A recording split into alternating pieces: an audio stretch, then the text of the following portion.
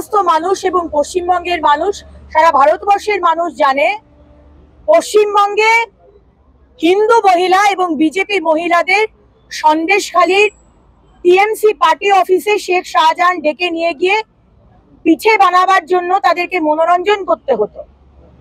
একই জিনিস আমরা আবার দেখতে পাচ্ছি বোলপুরে, যেখানে পুলিশকে তার পদ রাখার জন্য সে আইসি বলুন বোলপুরের আর আমাদের ডিজি রাজীব কুমারই বলুন, অন্যায় হয়ে যাচ্ছে, মহিলাদের অপমান করা হচ্ছে, কিন্তু সেখানে পদ রাখার জন্য পুলিশের মানে ওয়াইফ, স্ত্রী এবং মাকে তৃণমূলের নেতা গুন্ডা তাদের বিছানা গরম করার জন্য তাদেরকে পাঠাতে হবে, এরকমই একটি মেসেজ আমরা পাচ্ছি, বার্তা পাচ্ছি।